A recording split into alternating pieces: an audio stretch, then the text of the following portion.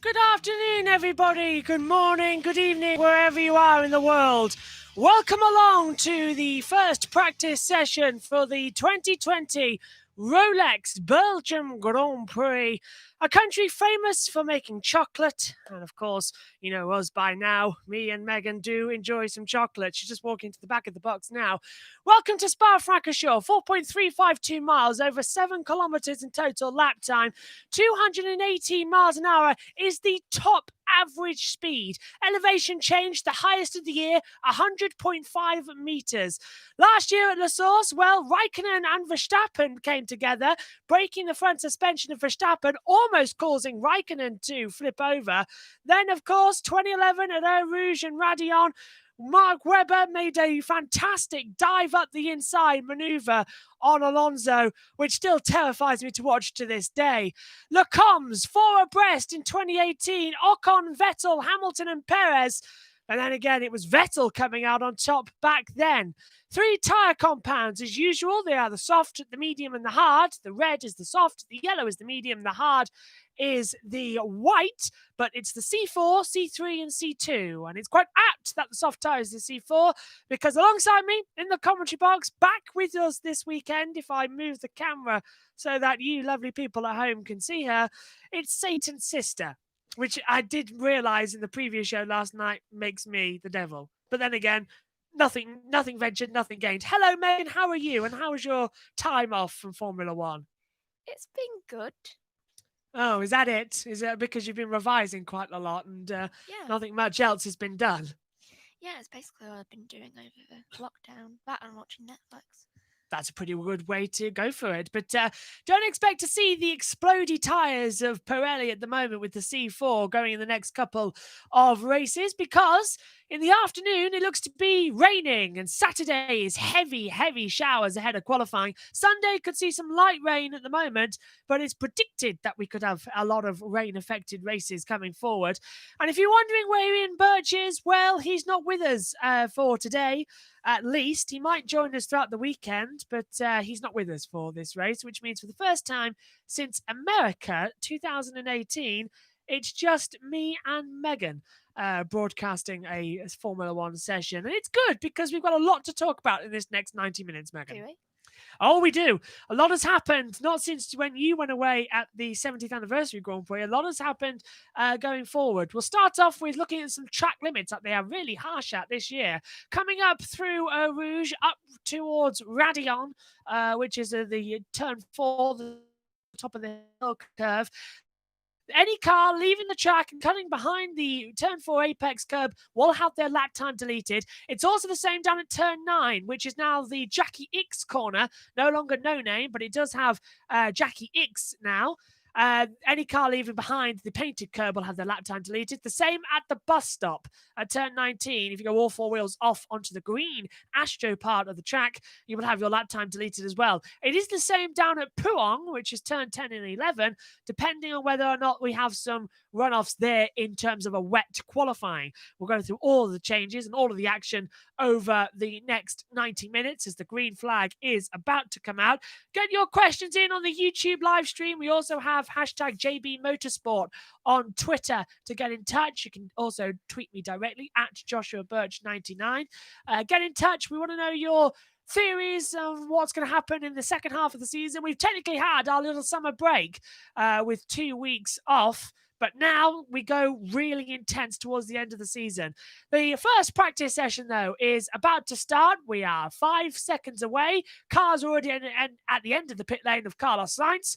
And the green light is on. And the first practice session is underway. Hard tyres, Megan, going on straight away for both Carlos Sainz and for Alexander Albon. And that's because this is going to be the only dry running they get all weekend. So they've got to learn just in case it's a dry race somehow. Yeah, that is smart to do, to be honest. Charles Leclerc heading out on what he doesn't like, which is a new tyres. Yeah, he likes the scrubbed ones, as we've discovered over the years. Right, where do we want to start? Should we start with the Concord Agreement that's been agreed as well? The fact that all 10 teams coming into this year were a little bit hesitant on whether or not they wanted to sign the Concord Agreement for 2021 till 2025, we now understand that they have actually signed all 10 teams, which means that going forward, Formula One is secure, Megan, until 2025. Also, the cost cap's coming in. They've agreed to it finally. So I know Yay. you were very vocal in some earlier practice walkthroughs that we've done. But finally, some fairer things for the lower teams like Haas, Williams, Alfa Romeo. Finally, it's something good for Formula One. Yeah, it's just like a maybe start of a new era for it. New decade, new era. And new cars coming in 2022, of course. But yeah, so the Concord Agreement has been signed. We'll get onto the details of that later on. But we must also mention, we have to mention that it's coming back here 1 year later since the tragic accident of Antoine Hubert in the Formula 2 race.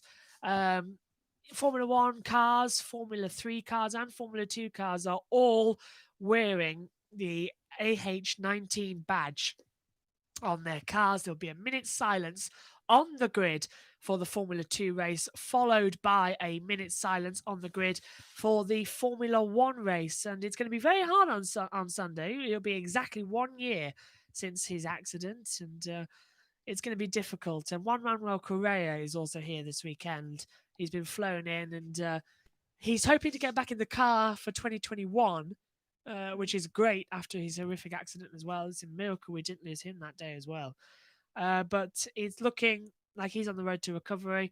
And Pierre Gasly and several other drivers yesterday, Giancarlo Alesi, John Alesi as well, all went up to the scene of the accident and laid flowers. Pierre Gasly, Juan Manuel Correa, all of the Formula 2, and everyone basically who went past Radion took a moment and reflected on what happened a year ago. It was a nasty accident, we must say, and it was very unusual.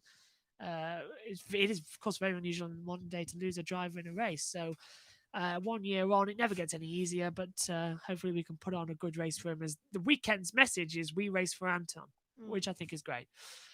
Megan, anything you want to discuss that happened to you over the past 3 weeks? Because we haven't actually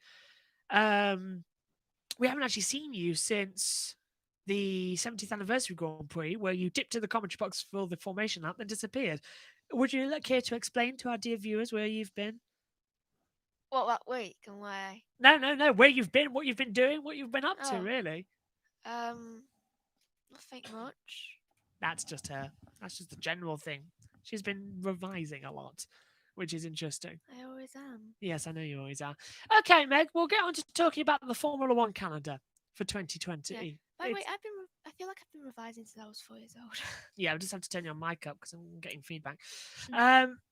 So the 2020 calendar has been now confirmed. We have the full calendar, 17 races. It is the shortest since 2009, which I find both good and bad going forward. But the Turkish Grand Prix returns for the first time since 2011. I like that circuit where the Red Bulls had contact. It's an undulating circuit, but I want your view on 2 Bahrain races. Oh, I feel like it's going to annoy me. Why? Why does Bahrain annoy you so much? I don't know. Excuse me for my croaky voice as well, because I haven't had a drink today for some reason. Yeah, so firing on all cylinders, aren't you, Megan? Yeah. Well, compared to me, who had some sort of food issue last night, that was not nice. We'll get onto that later. But yeah, so going forward, 2 Bahrain races, one on the traditional Grand Prix circuit, one rumoured to be on the outer circuit, which is more like an oval. And I've looked at it, it's a sub 1 minute lap. That's going to be insane. I've worked it out for you. 86 laps to meet the full distance. 86 laps. Has it ever been done? Monaco used to have 100, but it hasn't been done in the modern era of Formula One to have Nice. that many laps. So it will be the longest race and the shortest race of the year. A bit like Spa. Shortest race of the year in terms of laps, longest in terms of lap length. I feel like it's going to take a lot of time to get your head around. Just like, it's the longest track, though it's somehow the shortest race. This one, but yeah. It gets your head confused. We have cars out on the track. Charles Leclerc is the only one to set a lap time so far, a 1:47.152. And Megan, I'm surprised that we haven't had more cars out on the track. Everyone's gone out for an installation lap, but they've all come back in again.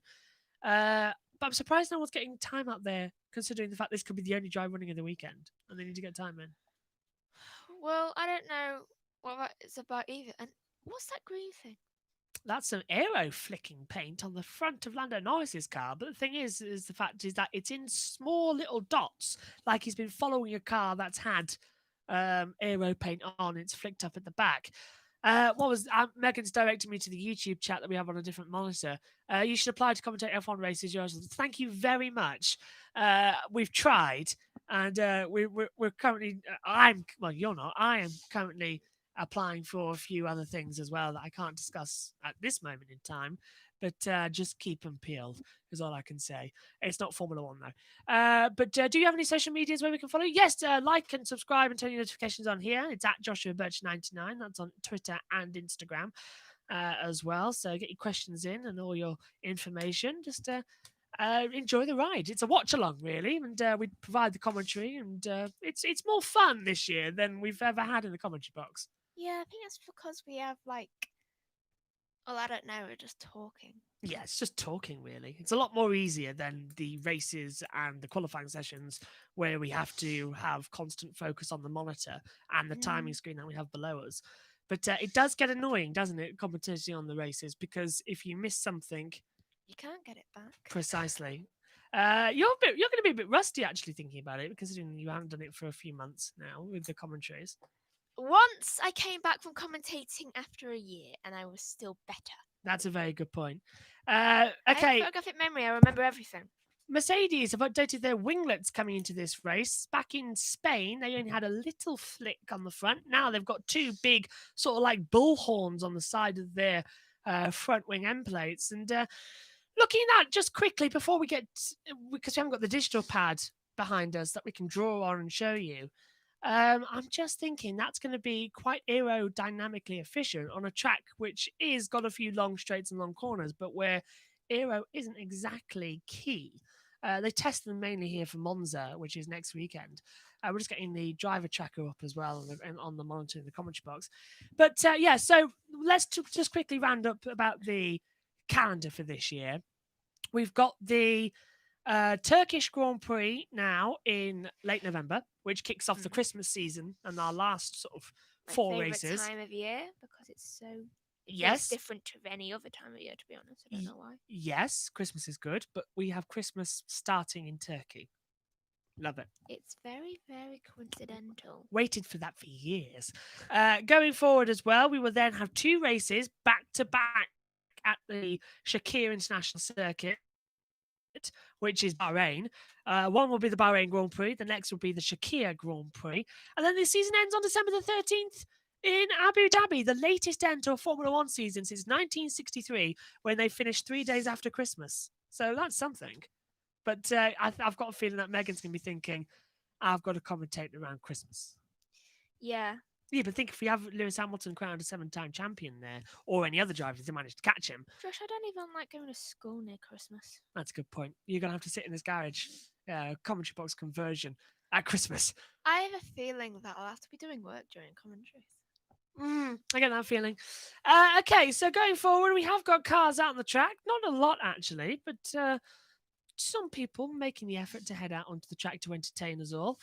Going forward, Megan, I want your prediction for this weekend as well. You study quite a lot of, I want to say natural disasters, but it's pretty much what you study. So what do you think of this weekend? And it's not even a school study, it's just a habit. Hobby. What are we on about this morning? It's a habit or hobby. It's either one. Okay. But yeah, you studied. So take us through this weekend. It looks like it's a chance of rain in the afternoon session of FP2. Well, it all depends on the pressure, which is 956 millibars. That's a very confusing type of pressure because wind it's high, but it's also low. Wind is at 1 kilometer an hour as well, which is interesting because I'm worried that we're going to have a boring weekend, which is really annoying. Humidity's high, so that means that it'll probably get higher with the pressure because pressure is just basically a build-up of water vapor in the air. So are we going to see high, then everything's going to build up again? Are we going to see a situation where the teams this afternoon don't go out in the wet running to save their tyres? have limited running in free practice 3 and then go for it in qualifying in the race? If so, it brings about the question, well, is practice really necessary to have 4 hours of it? I don't think. That's why I'm looking forward to Imola, by the way, with the 2-day format. And I do enjoy the Friday practice sessions, but for a little bit of variety, I'm liking the fact that we're only going to have 1 practice at Imola. Yeah, because it'll just give you a lot more time to just think about your movements. Precisely. And compared to what Sky brought up last weekend at the Spanish Grand Prix of having sprint races and all that lot, I do not agree with it whatsoever. Because I think we're living proof of the fact that attention spans can last 2 hours in motor racing. But in terms of that, I think it's a good idea to limit the amount of practice. My idea is to have 1 practice session of 2 hours in length on the Friday. And then on Saturday, you have the traditional qualifying session. But you replace, after Q3, you have a super pole format, 1 lap qualifying. Because then that satisfies the people who have the love for the group qualifying session and satisfy the people who had the love for the single lap qualifying session. It's like a compromise. Precisely. We have a super pole format. I think that could be quite interesting. And then, of course, you leave the race alone. You never, ever touch the race. Because what's wrong? Pretty sure it's the tracks. Touching the race will just be evil. It's the tracks that have the issue. Which don't, and the tires and the cars don't deliver great racing. There's nothing wrong with the tracks. I've been seeing a lot of people saying about, well, we're going back to Imola, there's going to be no overtaking. Well, yes, there probably won't be that much overtaking. It's an old school track. There's not much overtaking last race. Precisely. There wasn't, and bound to be, there's not going to be that many overtakes at Belgium either going forward. But looking at it, you could say that, okay, go back and watch last year's Belgian Grand Prix. Who won the race? Did he lead from pole position? Answer yes. It's that type of situation. Who did win the race? Leclerc won last year. Oh, yeah. And won from pole position. And won the pole position the next week. What will Ricciardo do? Ricciardo is at the back of his garage at the moment, throwing a ball around. And he's dropped it, and he's absolutely beside himself that he's dropped it as well. So they're not going out. Renault aren't going out. Everyone else has come back into the pit lane now. So we're already in a position where the teams don't want to go out in FP1, even though they've got these free tyres to head out. So they've got, for the first 40 minutes, Pirelli give them the test tyres and a free set to go out on the track, and no one is going out on the track. Megan, you've picked a right time to come back in. Last weekend in free practice while me and Dad were commentating, we had loads to talk about. You come back and there's absolutely nothing. Well, I seem to specialise in that. You come back and there's a red flag. Yeah, that seems to be a gift. What more? The time before last, I was in the commentary box. Yes, I can't remember what race that was now. I'll tell you what, though, what is more staggering is the fact, apologies if we just dipped in coverage there. Apparently, it's not our fault. It's the weather outside our commentary box in the UK. We are having the rain. What did I tell you yesterday? I recognised the signs of storms because I said to him, where we are, it's usually a really hot day. Then it starts to get a bit colder and slightly humid. Then it will start raining slightly. The next day will be rain. And then the next day will be like bad rain. Thank you for someone who's just said on the YouTube chat that we are better than the Sky commentary. That's we aim to please as well. And unlike David Croft, we do some shouty bits, but we do not go over the top. Saying that, go back and watch the British Grand Prix last few laps. Yeah, I was absolutely top. Also, the start. Sometimes I have to take my headphones off. Well, the starts are quite interesting. The difference is, I'm actually passionate about the starts because I feel it. I get all the tension. I get all of the suspense. The suspense. What is it as well? The adrenaline starts running, and I'm just like, are we off? Are we off? We're off. Let's go. And it's like a start of the Grand National. Like constantly. When they see nuts. Yeah, just go off. Bye. Can you tell that we're filling time? Because there are no cars out on the track. So there's Sebastian Vettel, 16 points to his name, Megan. This is his worst season in Formula One since 2007. Yeah. And he scored more points in 2007 than he has at this point. Then again, the Belgian Grand Prix has moved. But it's now, it should have been round 14 on this calendar. It's now round 7. But it is one of the only 2 races on the calendar that keeps its original date. And that is this weekend in Belgium and next weekend in Italy. Yeah. They're the only 2 races that keep the original date. I think the Russian Grand Prix might keep its original date or it's been moved a week or so. But Belgium and Italy, to my knowledge right now, is the only races that keep their original dates. Alexander Albon is he's got the back of his car off. The engine cover's off and they are adjusting something at the gearbox end. Do not take that panel off And now, no, they're fine. They were going to replace it, but no. They're now just pulling some tape around as well. So, slow work at Alexander Albon's. Esteban Ocon sat in the garage waiting. It seems to be that, Megan, that everybody's now thinking to themselves, well, it's going to rain in the afternoon. We don't want to damage the cars. We don't want to do anything. Let's just stay where we are and not go out. The thing you got to think about, though, is that the weather is so unpredictable. It is, especially here at Spa. Yeah, you've got to look really closely at all of the signs. You've got to take everything into account. You can't just think, oh yeah, weather says it's going to rain.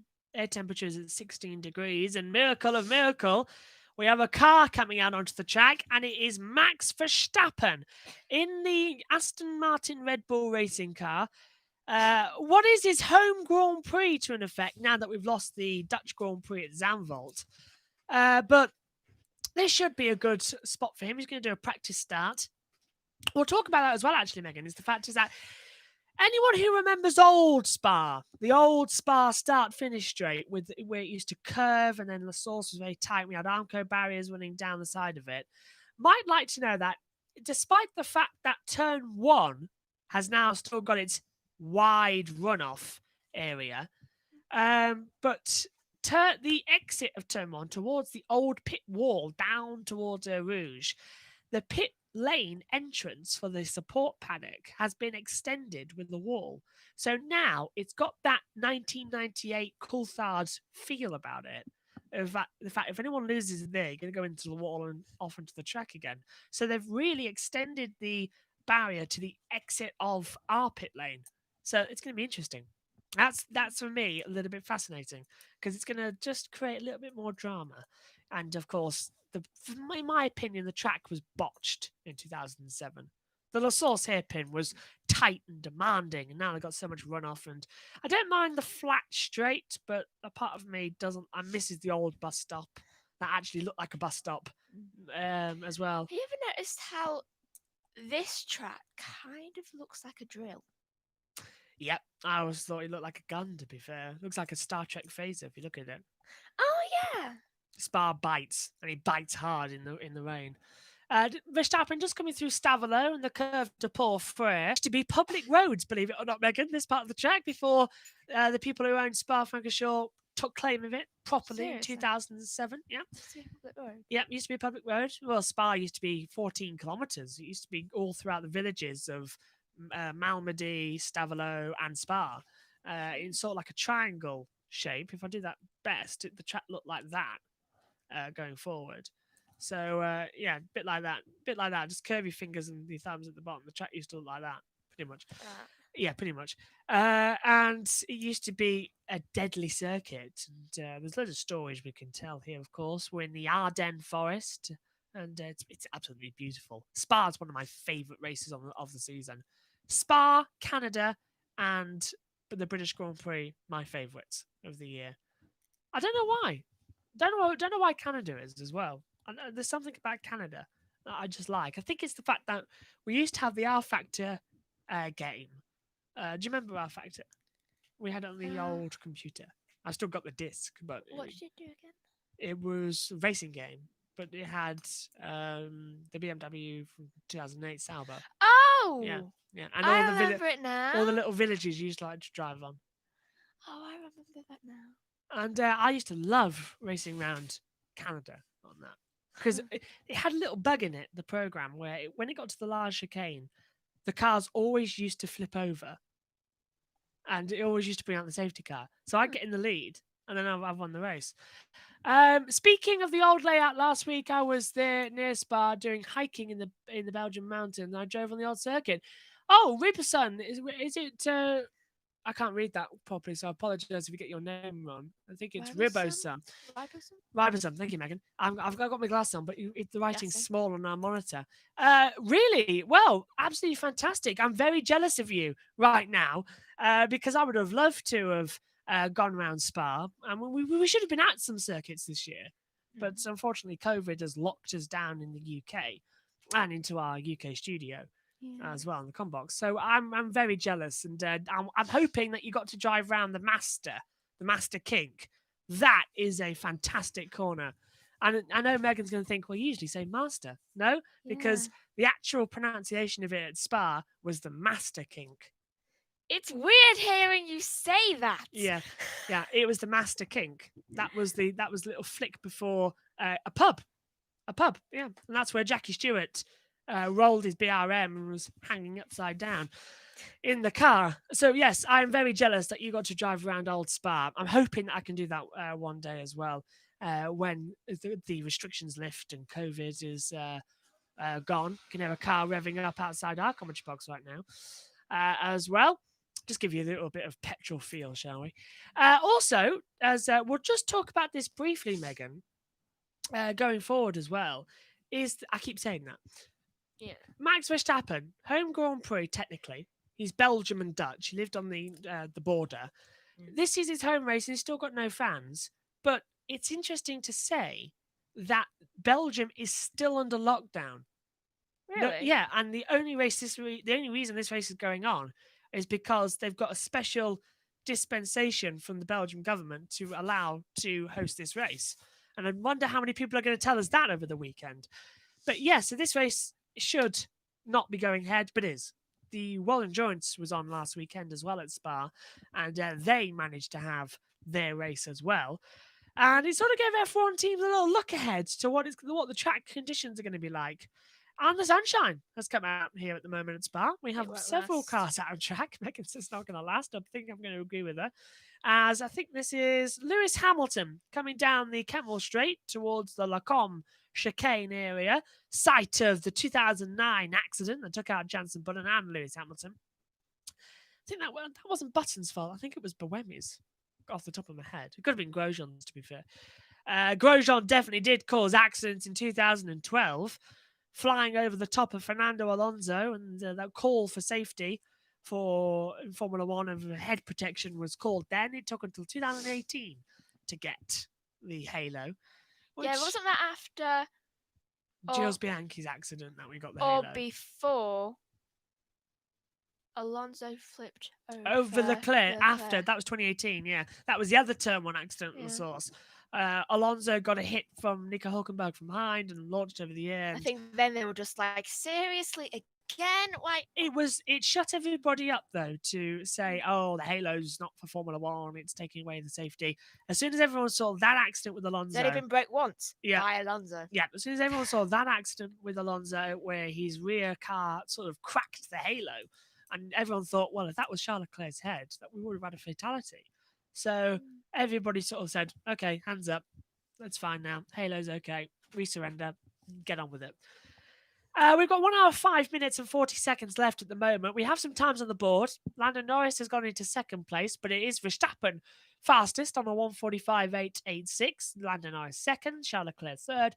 Danny Kvyat fourth at the moment, but everyone is starting to come out onto the track, which is great news, because it gives us something to talk about. Sebastian Vettel, though, 3-time Belgian Grand Prix winner, 2011, 2013, and 2018. In that race with Alonso we were just talking about.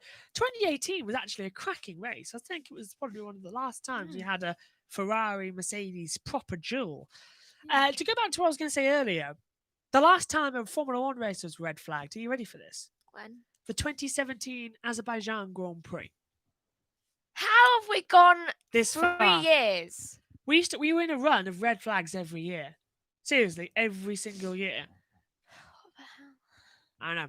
Low drag rear wings here for most of the teams this weekend as they try them out. It's a high-speed circuit, full throttle for 64.6% of the lap, 214 miles an hour the top speed. It's a low downforce circuit, but the track abrasion for the tyres is high. So those T4 tyres are walking bombs.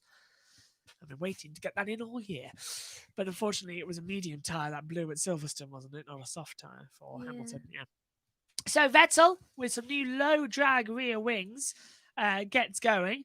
Bigger DRS as well this weekend, I've noticed, because they've removed some of the aero parts of the rear wing. The DRS looks bigger, but of course it isn't. But it does look bigger.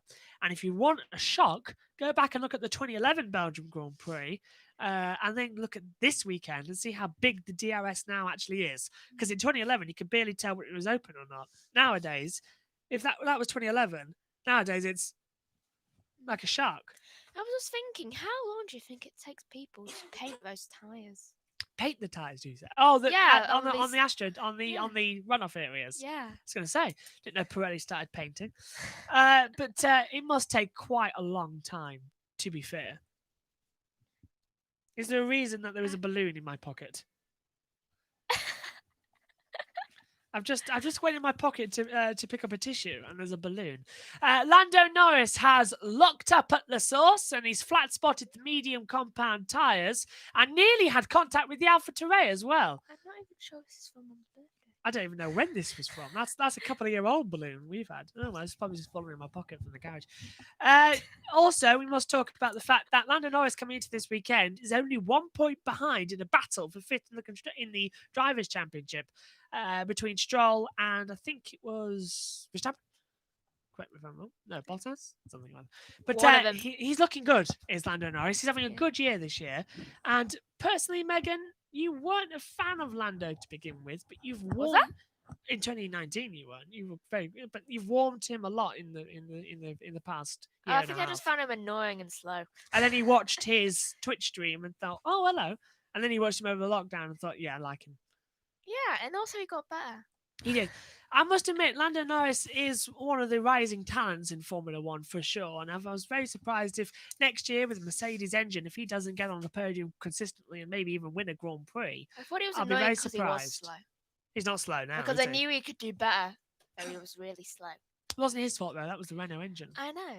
He's doing well this year though. Renault and Honda are just like I'm not fans much. They're all right this year though. Honda, Latifi, slowest. Sorry, what? Still have a grudge against Honda.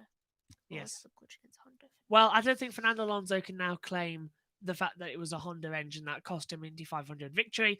He raced there last weekend with Chevrolet and was 24th. I think that puts to bed any chance of him winning the Triple Crown. To which Graham Hill, up in heaven, is very delighted with because he's the only driver in history to win the Triple Crown. For those of you, like, you can't be better than me. For those of you unfamiliar with the Triple Crown, it's the Monaco Grand Prix victory, the Le Mans 24-hour victory in the top class, and the Indianapolis 500 victory as well. Congratulations to him. I commentated on that race, and congratulations for Takuma Sato for taking his second Indy 500 victory and getting his face back on the Borg Warner Trophy. And I must admit, he said he appreciated it the second time round. And he drank that 2% milk and sloshed it round as well. I like that milk. I left that commentary box at 11 o'clock at the night in UK time and thinking to myself, I want a glass of milk now. I always think That's all I wanted when I left the commentary box. It was very bizarre. I always think that, though, because it's my favourite drink. Yes, you are obsessed with milk.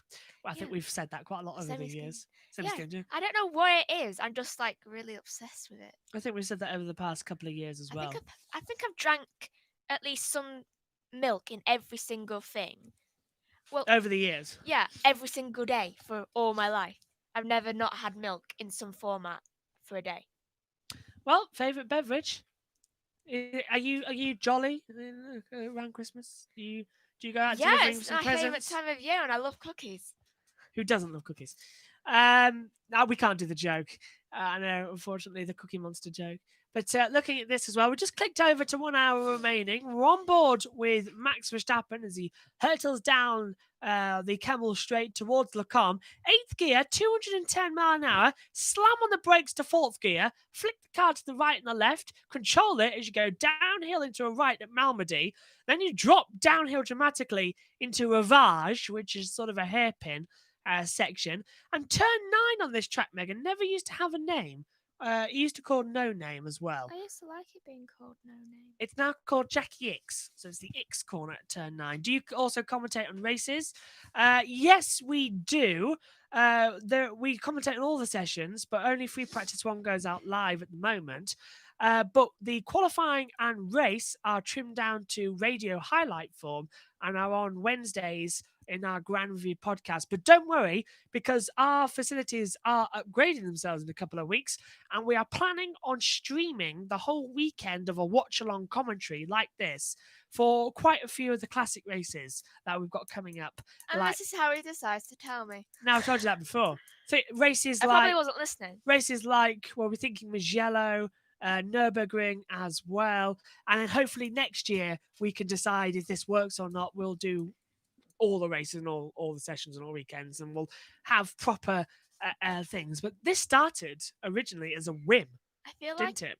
yeah, but I feel like I just tuned out when you started mentioning it. You don't have to worry about that for the first few months. You worry when you get to May and you've got more free time on your hands. How long are you going to be in the commentary box for? I know.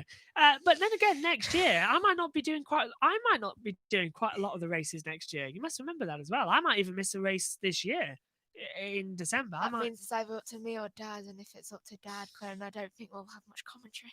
Hey, you say that. He had to fill in for a couple of laps in Spain. Oh, no, I mean it just won't be about the commentary. Oh, right. So he's not watching, and that's why he can get away with that.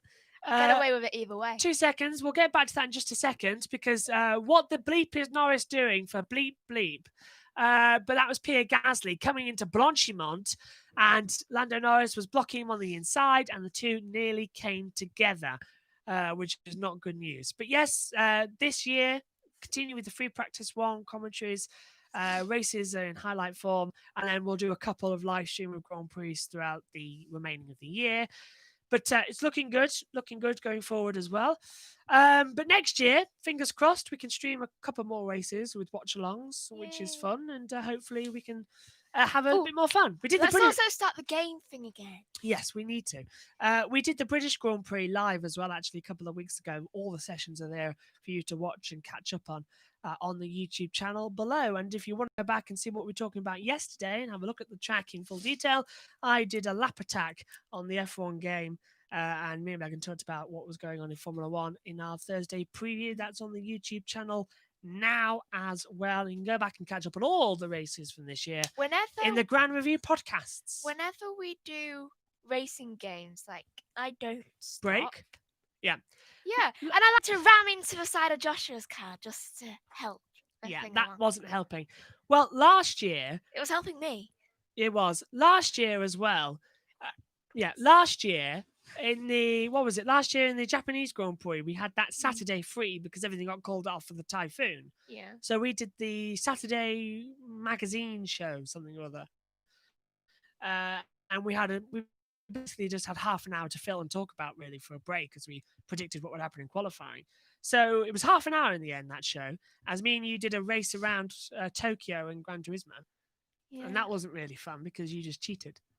Well, I always cheat when it comes to racing games. I just don't like to break. Yes, you don't break. But then we talked about quite a lot of other things and weather forecasts, and it was quite fun. Renault has just tweeted saying that, if it loads up, our run plan is fairly normal today with an added focus on the C4, which is the soft tyre, as the compounds are a step softer than last year. The rear wing on the car has not been raced this year and are targeted towards the low downforce demands of Spa. So Renault prioritising some soft tyre running and testing the rear wing. Normal. Pretty much normal. Yeah. Sorry, my voice is going now. Yeah. Gasly just had to back out of it as he's been passed by Charles Leclerc. Why do I always do that? Don't know. Looking at it, Megan, we've got quite a lot of the cars on the track. Only Magnussen, Grosjean and Giovinazzi aren't out on the track. Sadly, yes. I think Magnussen might have just left the pit. No. Something's going on at Romain Grosjean's car. ERS restricted area. No entry. And Romain Grosjean has got his car quarantined. What do you think it's gonna do? The red lights are flashing as well on the car and on the back. Up? No, it means that they've got a problem with the battery and the ERS is live. So the energy recovery system, the electronics are live. Electrocute, yeah. Yeah. So that's not good news for Romain Grosjean. And Kevin Magnussen is having a few checks of his own at the rear of the car. but he's Of course, still they're the same team. yes, but Magnussen is still in the car. Grosjean isn't, of course, because if Grosjean was sat in that car and the red light was on, he'd be barbecue chicken right about now. Oh, I really want some barbecue chicken now. Yes, Charles Leclerc coming into the new bus stop chicane. Oh, double lock up again on the front right, and go straight on. That was scary actually because he braked, had no brakes, and then locked the front tires as well. He's on the hard compound tire. Well, Leclerc's getting fed up of having shiny tires. He's done it again, coming into the Lecombe chicane, a big lock up on the front right, and jumps over the sleeping policeman so much that I think he's damaged the front wing. And Leclerc saying, the tyres are dead over the radio. Lewis Hamilton locks up on the front right again into the La Source hairpin and nearly loses the rear tyre. Lot of lockups at the moment. And how many laps have Leclerc done on those tyres?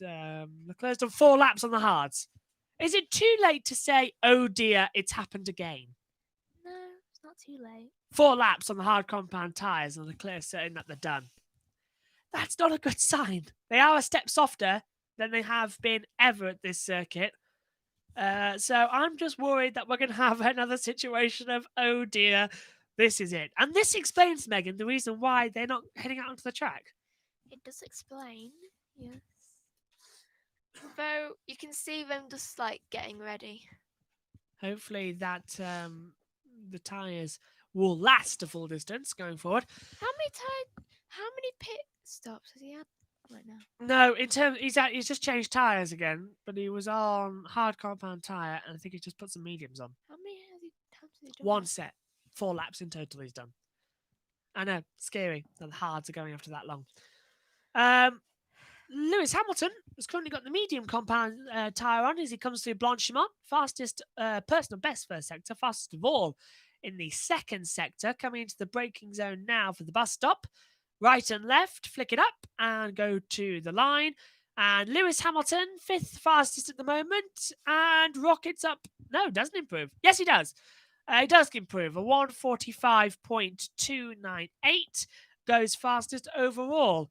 For the first time, actually, my timing monitor in the commentary box is in sync with the pictures we're looking at. That never happens. Hell must be freezing over. Yeah, that never happens. It's always usually a few seconds out. It's quite cold. It is quite cold. Explains the farmer's coat and the leather jacket in the commentary box. Well, I thought Belgium, it's quite cold. I thought, well, let's dig out the farmer's jacket that we're in the middle of a wood. For me, it's just my leather jacket. Kevin Magnussen is now out of the car. So he has presumably the same electronic issue that his teammate does as well. So this is not good news for Haas, Megan, who only have 1 point in the Constructors' Championship. That's not very good for any team just to have 1 point this far into the race. Apologies if you could hear that. Apologies if you could hear that, by the way. We have got, looking at the moment, that the front wing is off the Haas of Magnussen, as well as the rear is coming loose as well. So Haas out of this session, I think we can say, Megan. Oh, you're harsh. Back 1 session, and that's the harshest I think I've seen from you in quite a long while.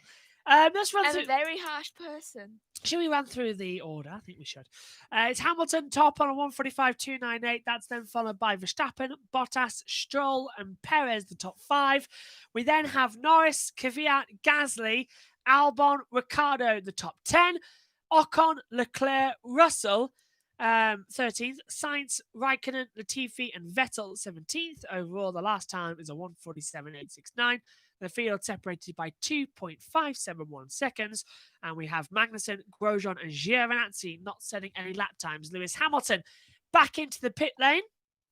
And we'll just touch on Lewis Hamilton quickly as well, as he's calling for greater efforts again in the end racism process at the start of the race, which is absolutely right amid fresh controversy in the world right now, especially in America.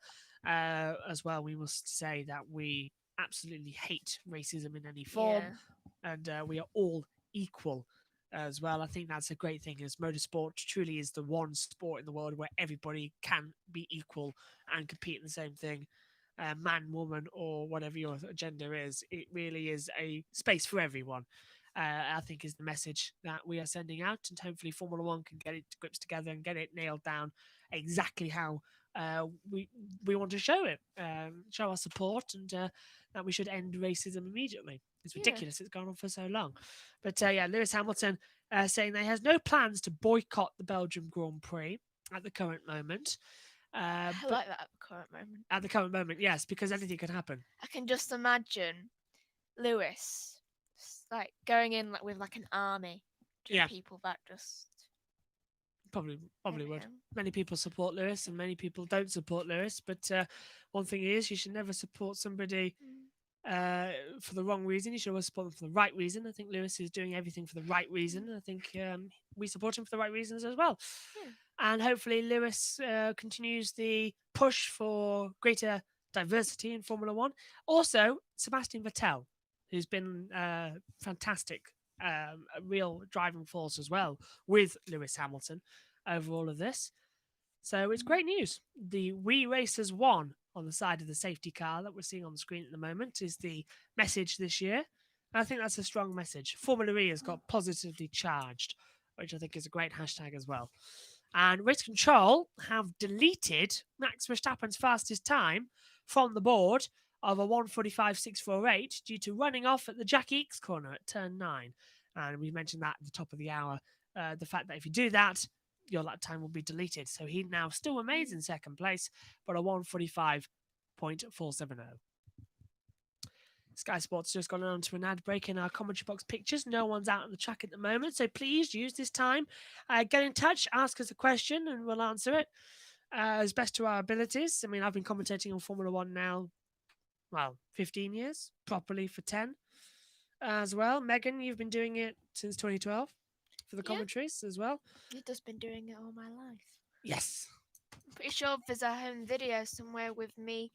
Oh, there is. And then you're commentating and I was a baby. Yeah, I think there is. I'm very much looking forward to finding that home video that we did. Memory of it. I hope I can find somewhere the home video of the 2012 season. Yes, you know what I'm talking about, the blooper. When you are standing, because Megan was, how old were you then? If it was 2012, then I must have been 7. It was March. I must have been 6. But you were quite small compared to what you are now, which is pretty much nearly level with me. But you had to stand on a chair. Everyone always thought I was going to be the tallest woman in the family. So you are. You had to stand on a chair to be eye level with me in the camera to do the interview pieces. But you fell off. And it's literally the most comic timing you've ever seen, ever. Because I'm stood there looking at the camera asking a question, and I look round. As I look round, she falls off.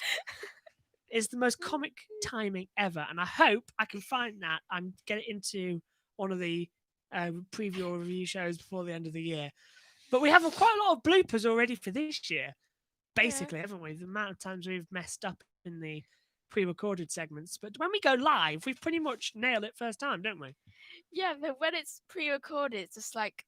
Oh, we've made a mistake there. We've made a mistake here, left and right. And it's like, what we're doing now? I'm pretty sure there was one from like a couple years ago. And we were over there. Yes. We were filming. And I just couldn't stop laughing because you said something before. We were live on the Facebook channel in those days, and we got the giggles and couldn't stop laughing for some reason. Yeah, I do remember that. But there is one thing as well with the fact is that I remember because before we did the YouTube channel at the beginning of last year, we were on Facebook under the same name, Joshua Birch Motorsport Journalist. But we were on Facebook and did Facebook Lives and a few grand reviews in those days. But we changed it around at the beginning of last year and brought it to YouTube, which was a great success. But I remember when we did the Facebook programs, there was one incident where we were filming at a boating lake in winter for our season review. Oh, no. And there's an image of me there standing talking and you with your nose going like that. You're really annoyed. It's on my Instagram, I think, at Joshua Birch 99. Scroll back down to about 2018. But you look really angry. Really angry. It was freezing cold. We filmed that. I was probably thinking about killing you. We filmed that bit, what was it, 2 days before New Year? So just after Christmas Day, 3 days before New Year. 28th of December. That's when we filmed it, yeah. And it was absolutely My memory is good when it freezing. comes to anger. It was freezing. Why we filmed there, I do not know. Then Because again, you wanted to. yeah, I wanted Just to. like, oh, this is a good space to do it. I was like, I gotta be wanted to film on the beach part, which is because we ended in Abu Dhabi. and I said I didn't like sand. And then what do? I start the season off in the pre-season testing at Barcelona filming, and it was boiling hot. So we went to two extremes in one cut. Yeah. Okay, all 20 cars are currently in the pit lane. Track temperature is now at 22 degrees. That's 71 degrees Fahrenheit. Air temperature is 16 degrees, 60 Fahrenheit. And we're really in a bizarre situation now, aren't we? Where no one's out on the track again. Ted Kravitz isn't with Sky Sports this weekend. Corinne Chanhok, we're currently looking at the moment, who is patrolling the grandstands, the empty grandstands. I always thought this looks like a great track to watch from the grandstand at Spa because you get that iconic start-finish straight. But if I was at the track doing the commentary, like I should have been for this weekend, I would have positioned myself at Rouge Radion for the weekend. Yes, hopefully going forward, especially hopefully next year, we'll be on location for some of the races. So keep your fingers crossed that everything goes all right for that. The wind, Megan, if we look at the flags, blowing quite erratically right now. And that's why no one's out on the track. Low downforce rear wings, you'll be round like a shot. You see, humidity's gone down a bit. Air temperature at 16 degrees. Pressure 956 megabars. Yep. Megabytes? Megabars? Bars. I thought so. Get in touch, please. Use the hashtag JB Motorsports on Twitter at Joshua Birch 99 as well on Instagram and on Twitter. And we have a yellow flag on the track for some reason, even though nobody's out on the track. The whole track has gone yellow for some reason, all bar the last corner. So we'll keep an eye on when that is. What makes that corner so special? It's gone green now. It's gone green. So whatever it was just probably a pigeon. Probably a marshal having to collect something off the track. But the whole, and we're now looking at the Haas garage of Romain Grosjean.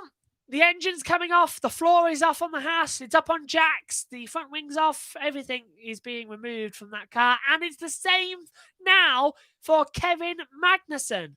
So identical issues on the Haas cars.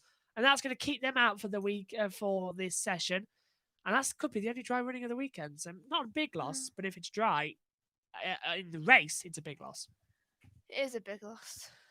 Giovinazzi went out on the track, did 2 laps, and is back in the pit lane. I think he has some form of issue, but unfortunately we can't have access because we've got no pit reporter as well. So we can't ring down and ask what's going on.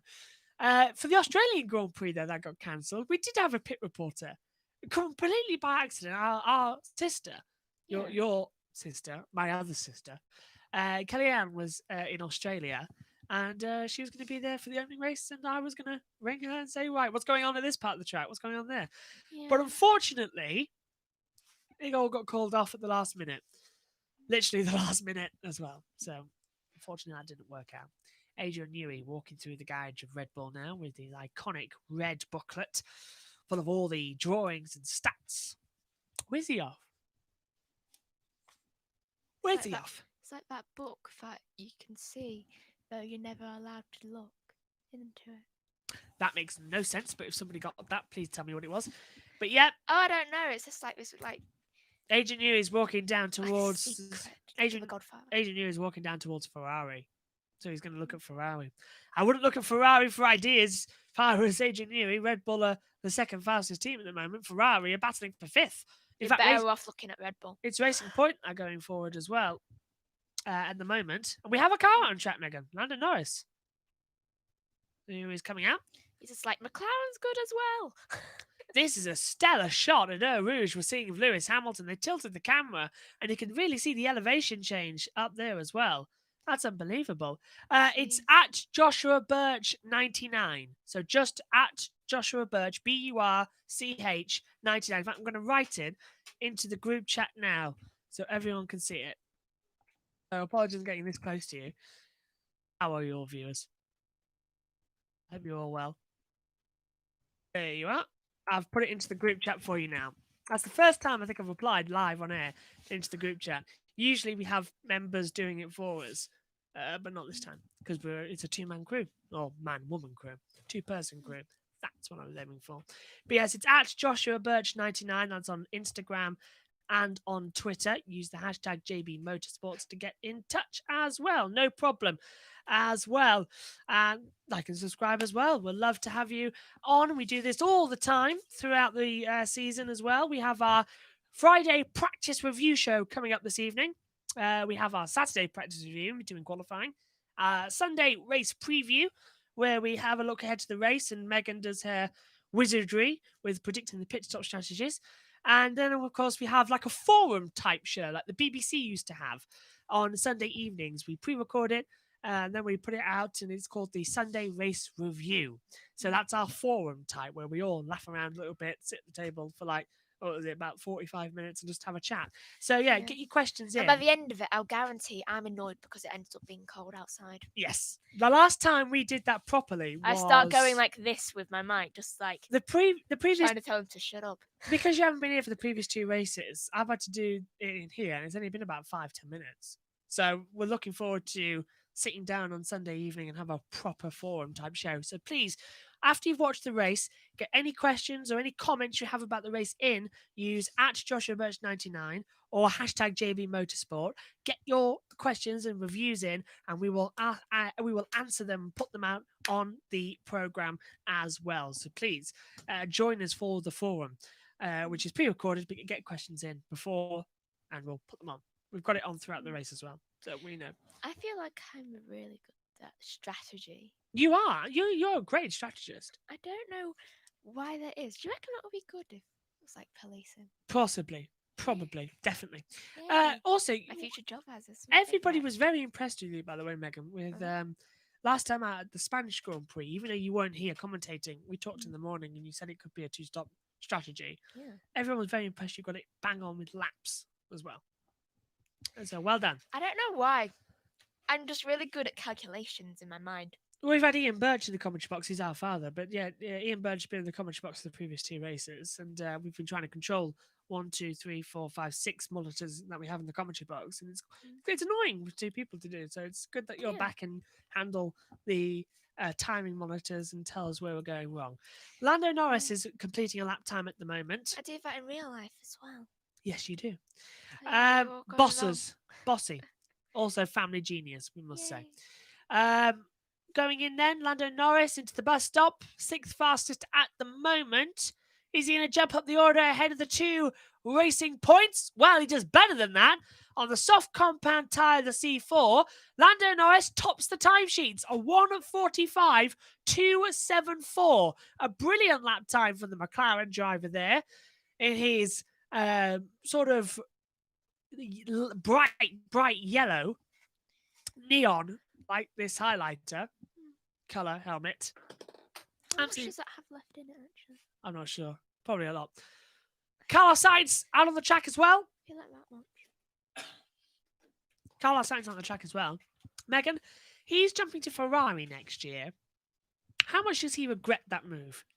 Probably a lot. Yeah, I must have missed. Just seeing banging his head against the table. Is that Martin Brinker? You have to listen to Supermax. It's so funny. I have listened to Supermax and I absolutely love it. It's fantastic. I saw Landon do it on his live stream on Twitch a couple of months ago. I thought, well, I couldn't hear that properly. Let's Google it properly. And I Googled it. I was like, oh my goodness me. I must admit, I was considering messaging them and saying, could you do something for this weekend? But the amount of swear words were in it, I don't think we would be allowed to broadcast it that much. Yeah. But yeah, it's absolutely hilarious and big thumbs up. I do agree with you there. It is a great, great song. By the way, what were you saying last night? You said something about Max Verstappen to Dad. Max Verstappen? What was I talking about Max Verstappen last night? You said it's like he was walking behind. Oh, right. Yes, okay. I was watching the weekend warm-up that Formula One management do on F1 TV on the YouTube channel. A bit like our preview show, to be fair. But we did it first. I think they nicked it off us. Yeah, so I was watching that, and Will Buxton was presenting, and Max Verstappen walked by, and he said, "Why? What are you talking to me about? What is it? All good stuff?" And he said, "Well, what do you want me to say?" And he says, "Well, how about Max Verstappen is a bleeping bleeping? He's going to go really well this weekend." So then Will Buxton repeated it live. I know. Yeah, I know. I've got to see that.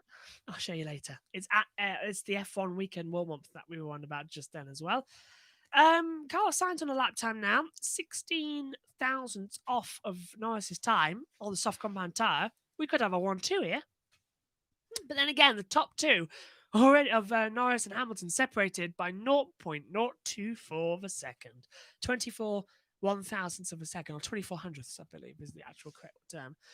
Sainz coming in then to the last corner, fires it towards the line, and goes top on a 145.285. Someone take a screenshot. McLaren in 1-2. McLaren 1-2.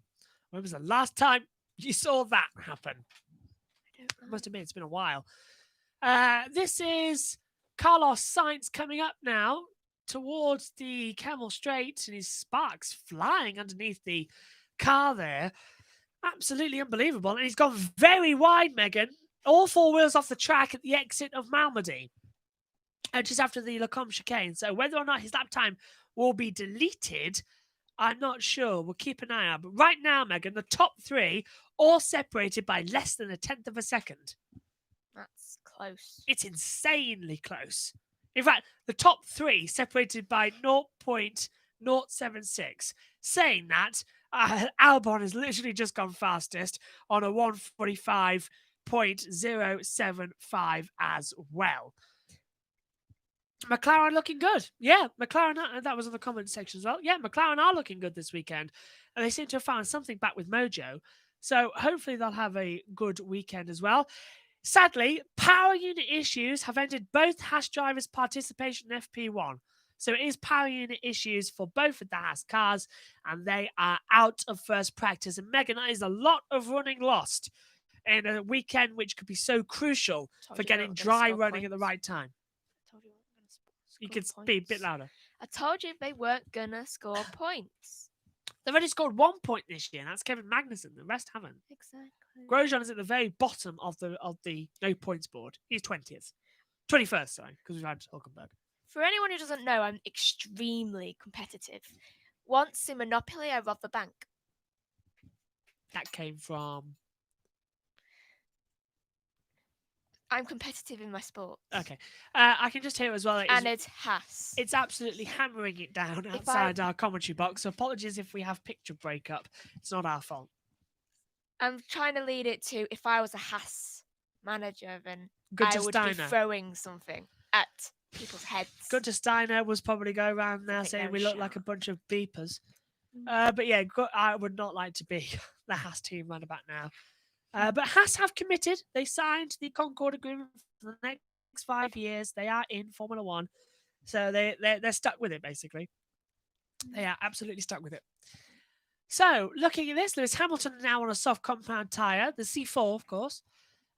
He's just coming around the Jackie X corner at turn 9 towards Puong and the Fanya chicane. What's Puong named after? Puong, I believe it was named after a dog. Believe it or not. I've read that somewhere in one of my Formula One books. The Fanya chicane as well, into now for Hamilton. First sector looking good. Personal best, it is, if I look at my monitor correctly, a 30 point... I've got the wrong board up, that's why. The first sector for Hamilton is a 30.943. The second sector, a 44.613. Bottas, the fastest second sector overall, a 44.464. And top for Bottas, a 144.493. So Bottas now goes top by 0.5 of a second to Albon. Hamilton now coming to the line. Is he going to jump up the order? He's 6th at the moment. Hamilton crossing the line and goes second fastest, 145.298. So with 30 minutes of the session to go, Megan, the time's starting to come down and action seems to be rising in Belgium. Yes. Lovely. Who do you think is going to set the fastest time? That's a question. Oh, Hamilton coming out of La Source had a big kick of oversteer.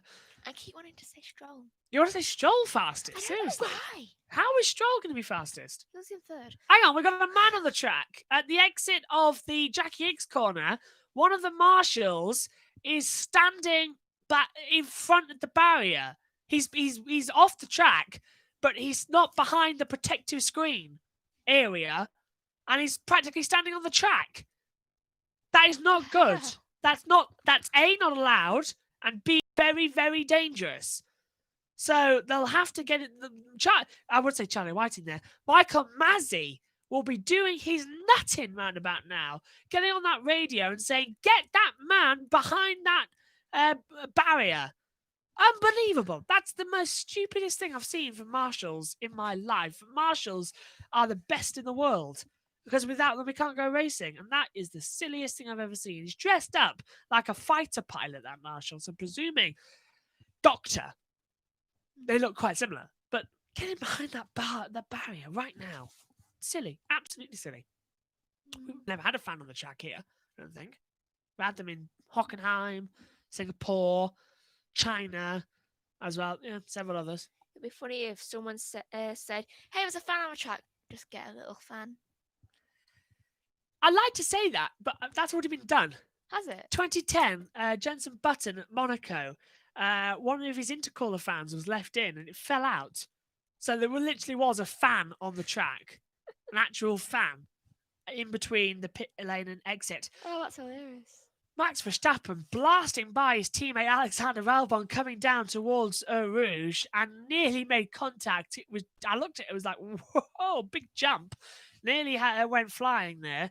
And Verstappen hoping to have a better weekend than he did last year, where he had contact with Raikkonen at turn 1 and crashed up at Radion at the exit for the end of the race on lap 1.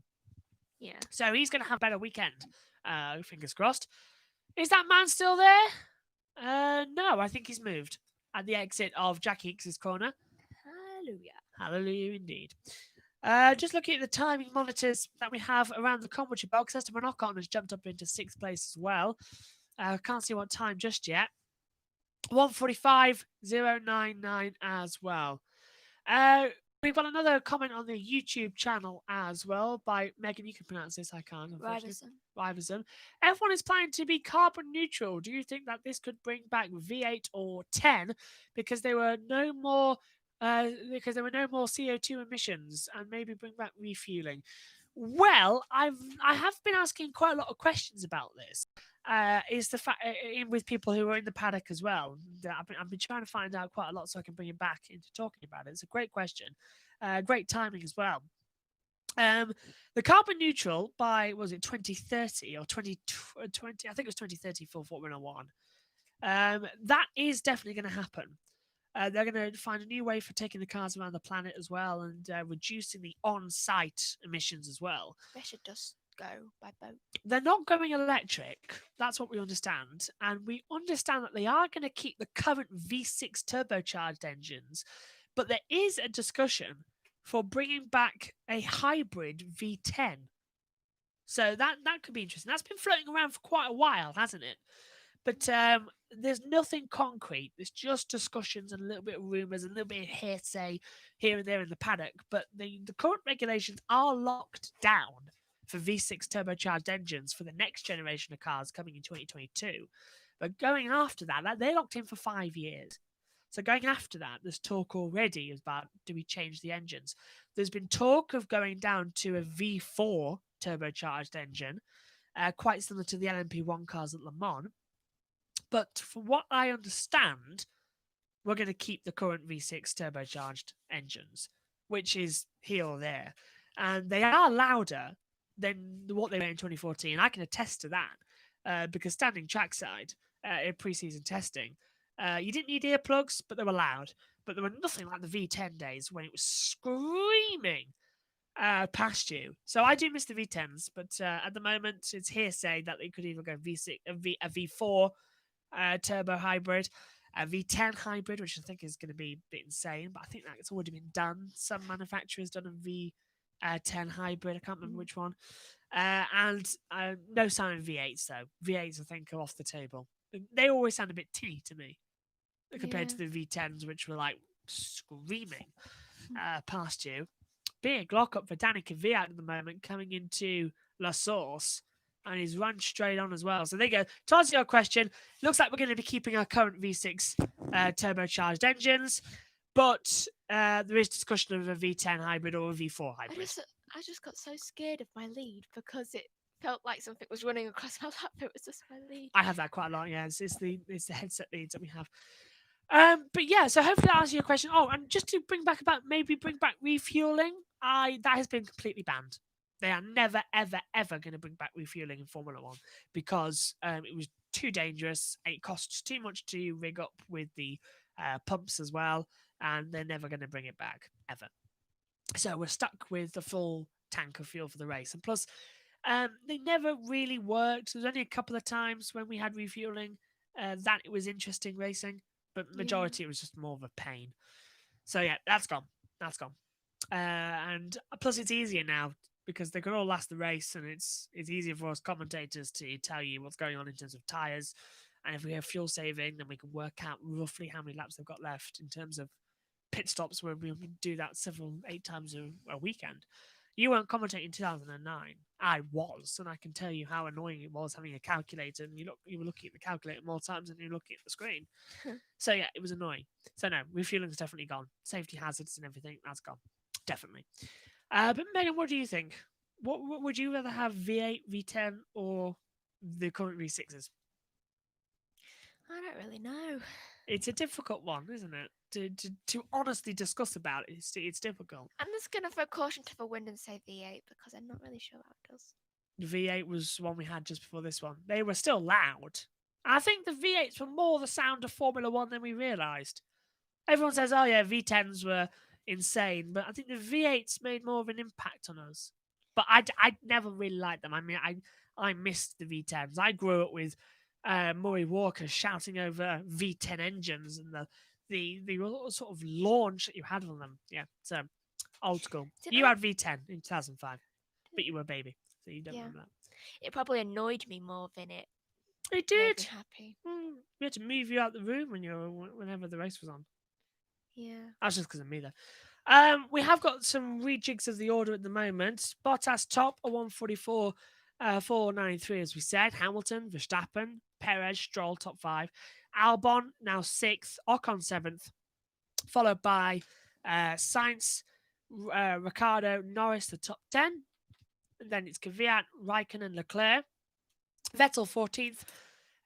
Russell, Gasly, Latifi, and then of course out of the session, is Magnussen, Grosjean, and Giovinazzi. What's going on with Hamilton's car? Megan, you've been looking at this. What happened there with Hamilton? Basically, there was just a slight puff of smoke come out, and then all of a sudden debris come out. So he's run over the curb and he's kicked off part of the flooring, presumably. Yeah. I did just see a little bit of debris fly off when I glanced up at the monitor. So that's interesting. Little off at Radion for Esteban Ocon. And I'm so glad that everyone seems to have dropped that's Radion, actually. That WTF1 hashtagged a couple of years ago. I'm glad everyone seems to have dropped that because it was fun at first, but then it got really annoying. And I always hated it as well because where they were pointed to, the problem is Eau Rouge is the little kink left, but it's also the uphill bit. Radion is only the curve at the top of the hill at turn 4. That is the only bit of Radion. So, yeah, really annoyed me. Because everyone pointed to Eau Rouge. Yeah, you got it right. Radion's the top bit. Just leave it. Everyone thinking that they were geniuses, and that's Radion actually. No, it was Eau Rouge. Radion is the top bit. Can you say that's a sore subject? That's a sore subject for me to talk about. But I'm glad everyone seems to have dropped that at the moment as well. Although I haven't got Twitter up at the current moment because it froze. So if I go flick on and if I see people saying that's Radion, actually, I think I might have to scream. Go into a dark room, turn the lights off, and just scream into my pillow. We've got 20 minutes left of the session then, going forward. The cars have returned to the pit lane. The soft tyres, Megan, seem to be handling better than the hard compound tyre, which is surprising. Yeah. And that could be something to look out for in the race as well. We just got a little pushing. Ian Birch has just returned He's outside the commentary box, but he's not coming into the commentary box. Oh, did he go? Yes, he's left, but I Dad's need to back. pay attention. Yes, I could just hear it in my headphone actually about 20 minutes ago.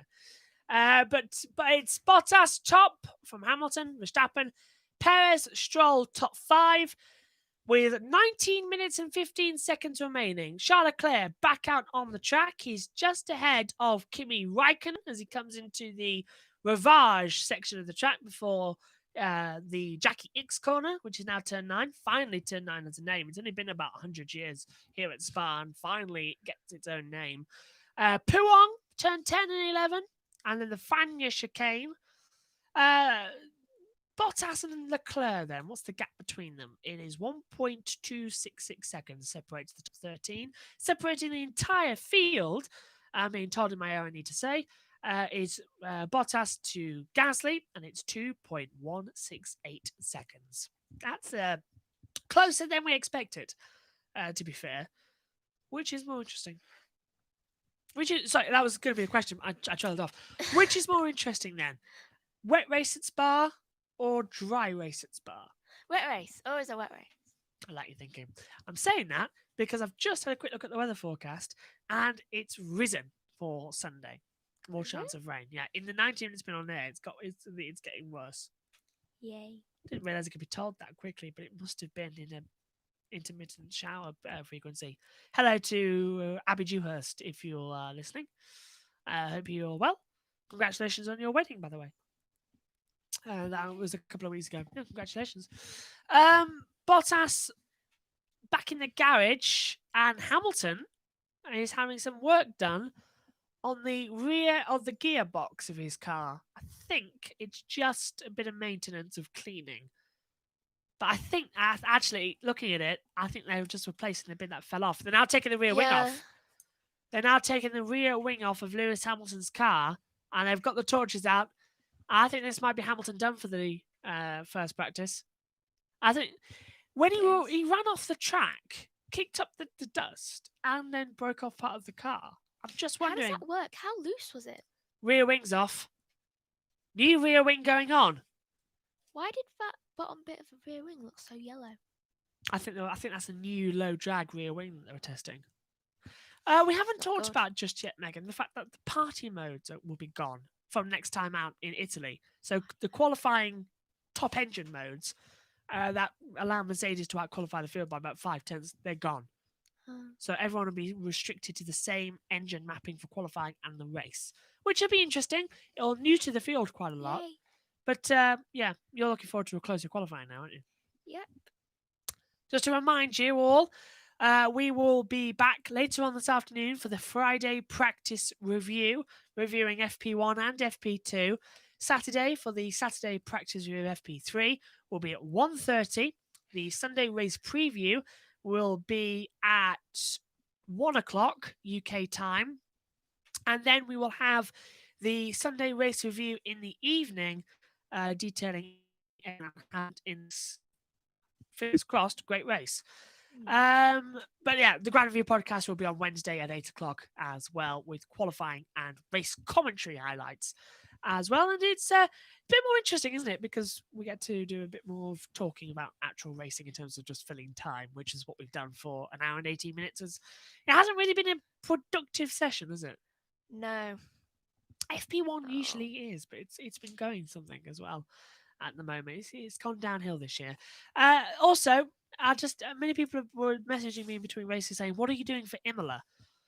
Because there's only one practice session. Well, that will be live. Imola will be live for the practice 1 session, and then we're just discussing if it's possible at the time doing Imola watch along live, so qualifying and the race, because it's only 3 sessions. It's not that long, is it? So we were talking about doing Imola live.